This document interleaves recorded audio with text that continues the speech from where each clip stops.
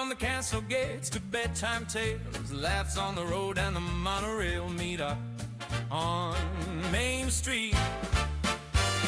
Oh, Epcot to raise a glass and clink, telling old trip stories over one more drink.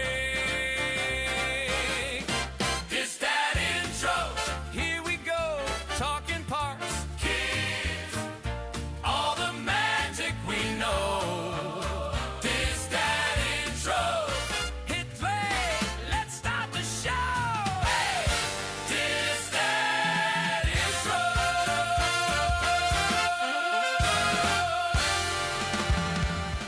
Welcome to DisDad Intros, the show where we get to know the voices, stories, and Disney passions behind the DisDad Club. I'm your host, Justin West, fellow dad, Disney fan, and proud member of this incredible community of fathers who love their families, and maybe just happen to love a good Dole Whip too. Every episode, we'll sit down with a different DisDad to hear how Disney became part of their family's story, from their first park memories to their favorite tips, traditions, and those special moments that keep the magic alive. So whether you're listening from Main Street, your minivan, or somewhere far beyond the berm, sit back and enjoy getting to know another one of our DisDad brothers. This is DisDad Intros. Let's meet today's guest, Darcy McKillop.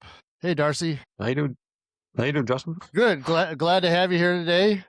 Why don't you go ahead and introduce yourself and tell us where you're from, a little bit about yourself. Sure. My name's Darcy McKillop. I live on the east coast of Canada, so I'm one of the Canadian DisDads.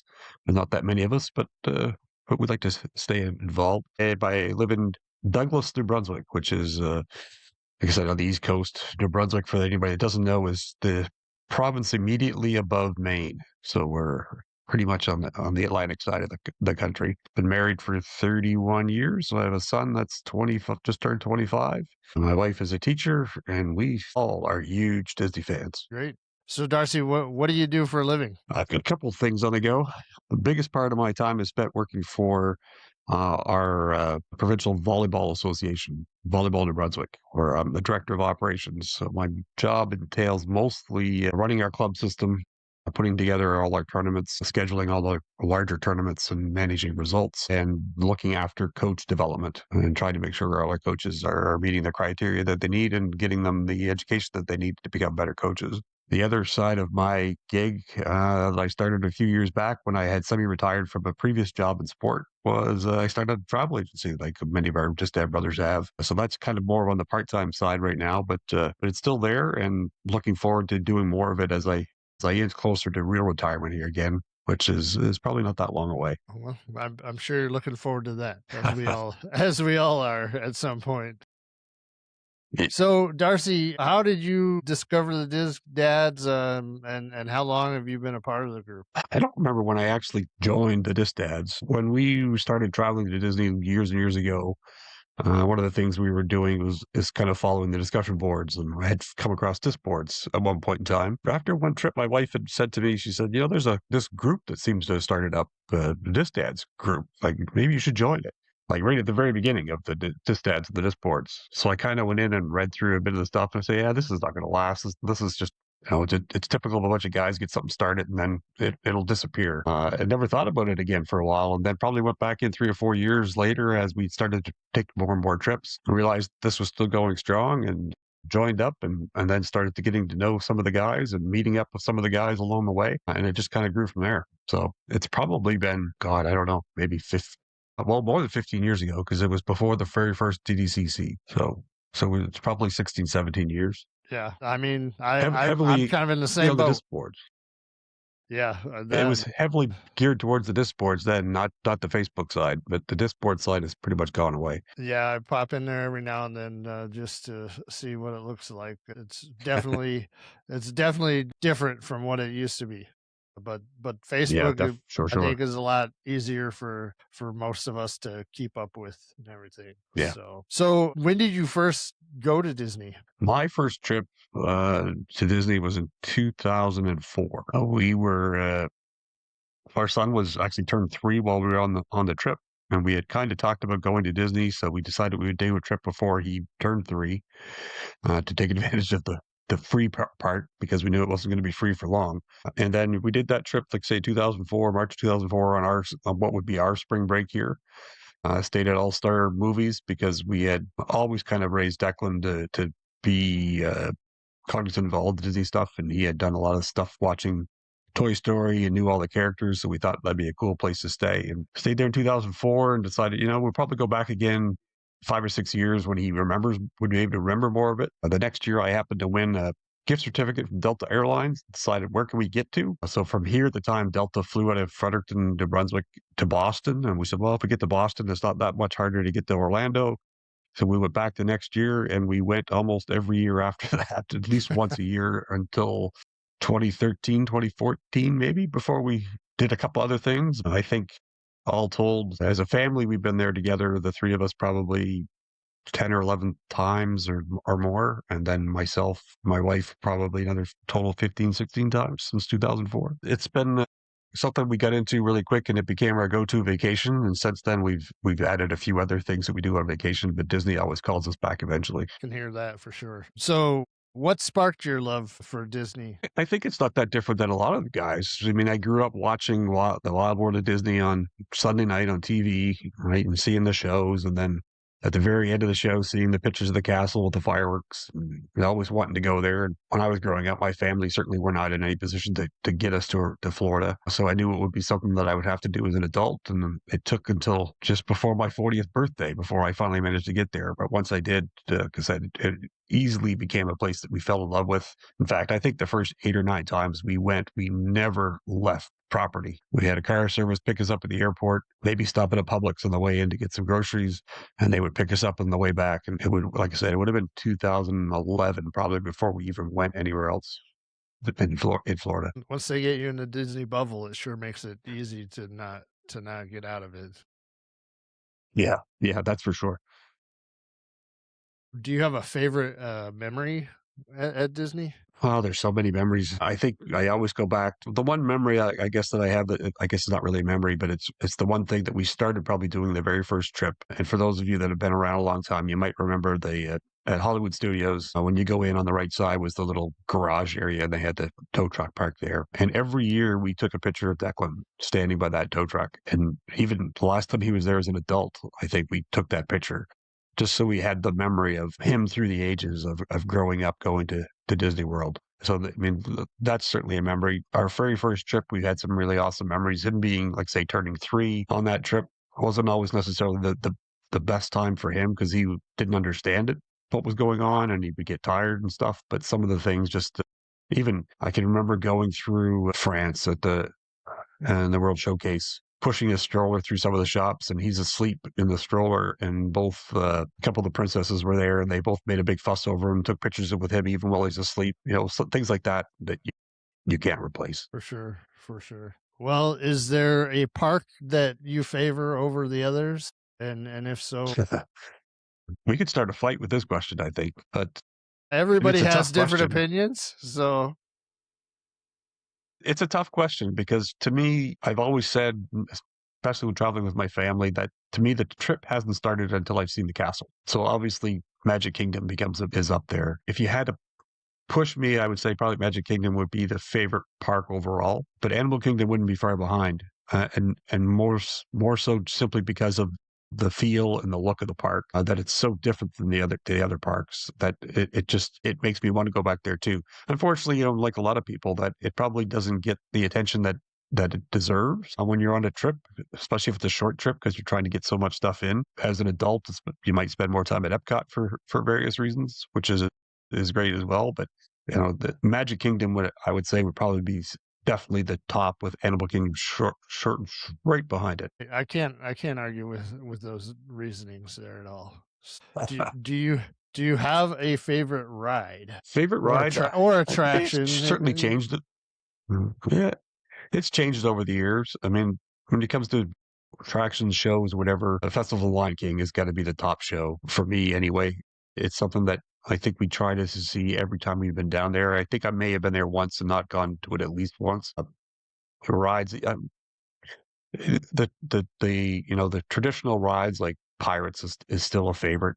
You always have to make sure you ride Pirates. Haunted Mansion's always a cool little ride to get on. Of the newer side, I think Flight of Passage is an awesome ride. It definitely is in need of some refurb, but just the whole experience of that ride, I think, is amazing. And right now, I would say that's probably my favorite ride up there at Disney. Certainly a unique experience for sure.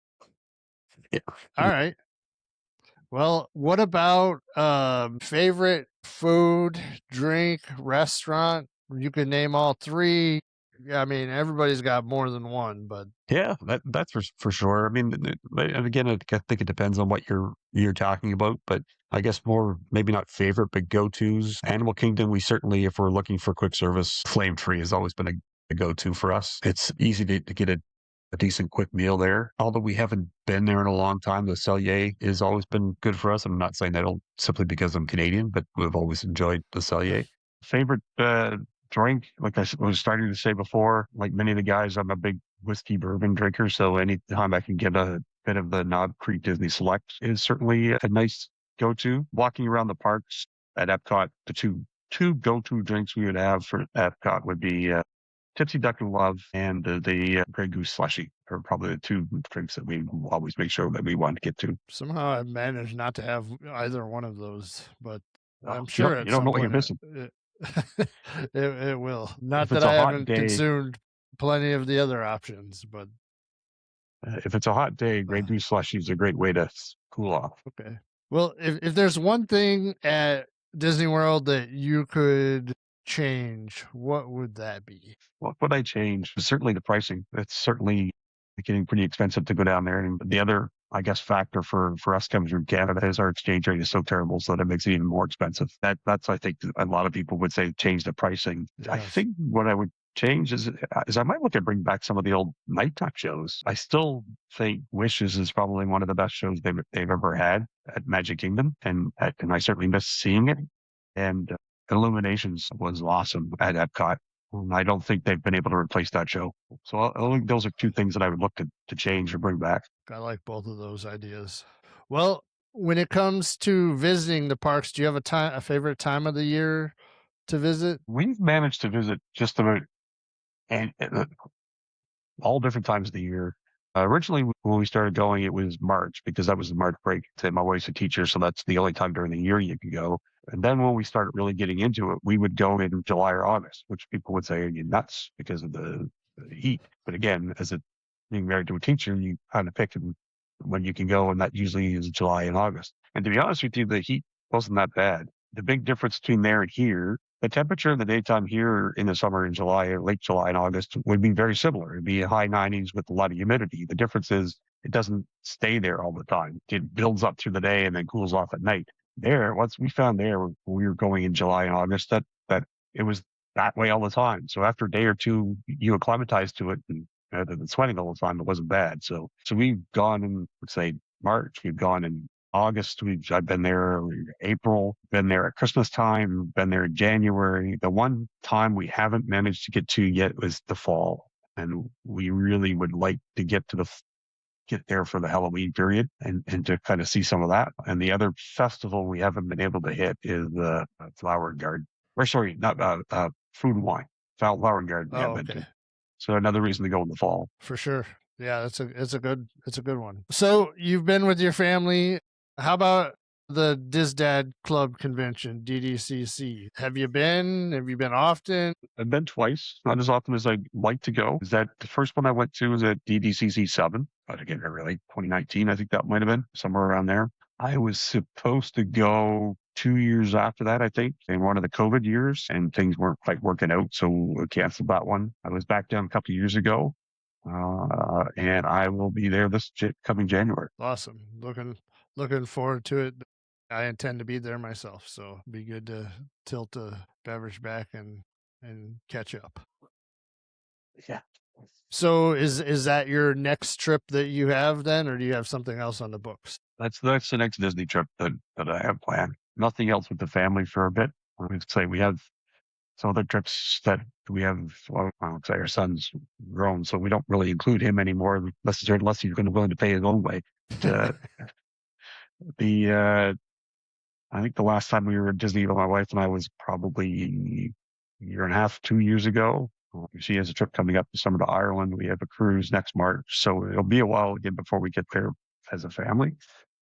And we kind of were looking forward to seeing possibly the family trip, waiting for some of the construction to finish up so that we can take advantage of all the new stuff without going back multiple times within a year or two. Certainly, when your children get older, it becomes less of a priority. That not that you don't want to go, but there's so many things that you want to be able to see and do. Yeah. I can understand So that. Only so much time to still, go, unless yeah, you're Joe. it's still my favorite place to go. It would still be a place that if we could swing it, we would definitely be going every year. But say, as much as we love going there, and it's still, I would think my wife would probably even say it's still her favorite spot. There's just other places that we want to visit as well. And running a travel agency certainly means that I want to see other places as well, so I can kind of know what I'm looking at for other people when they're traveling. Totally understandable. So, Darcy, outside of Disney, what kind of hobbies do you have? Good question. Most of my time is taken up with volleyball. Because I've been in this role that I'm in now for 3.5, 4 years, but I've been involved with volleyball since the early 90s. And I've coached every level there is, from grassroots to university. So that's always been a big part of my life. And now running all these tournaments, putting these tournaments together, it never seems to stop. So that takes up a lot of the time from a pure, I guess, hobby standpoint. We certainly travel will be one of them. We try and get at least multiple trips a year that might only be a day or two in different places, even if they were even within the province. So traveling is part of that. And although we haven't been doing it as much lately, one of the things we used to combine with some of that travel would be hiking. We always like to get out and then hike around that and different trails around the province and different parts of the world. We've managed to get a few hikes into when we're traveling. So that's probably, we'll get back to eventually is some of our travel will include places that we know we can hike. I'm trying to get to be where I enjoy the outdoors a little bit more. Not that I love being outdoors, but as far as walking around a little bit and seeing different things, definitely becomes more interesting to me. The nature, especially when you live someplace where it's cold for half the year. When it's nice out, you want to get outside and be able to enjoy that. Definitely, yeah. Okay, I got one last question, and this is just this wasn't on your preparation list, but give us one interesting fact about yourself that you would want your fellow DisDads to know. One interesting fact. Oh, I'm older than I look. Most people don't realize how old I am. I guess that's maybe not interesting, but other than a lot of people know some of the older guys like Randall and stuff, and a lot of people give Mike McCabe a hard time saying how old he is, but I'm actually older than Mike McCabe. People don't realize that. Okay. I guess well, I just you wear it well, Darcy. You wear it well, Darcy. I had to get a little dig in. Hey, Darcy, I want to thank you for joining me today. This is I'm really enjoying getting to talk to the guys here and learn a little bit more about everybody as we go. So thank you, Darcy. And this has been the DisDad intros. We look forward to seeing you all next time. From the castle gates to bedtime tales, laughs on the road and the monorail. Meet up on Main Street or Epcot to raise a glass and clink, telling old trip stories over one more drink.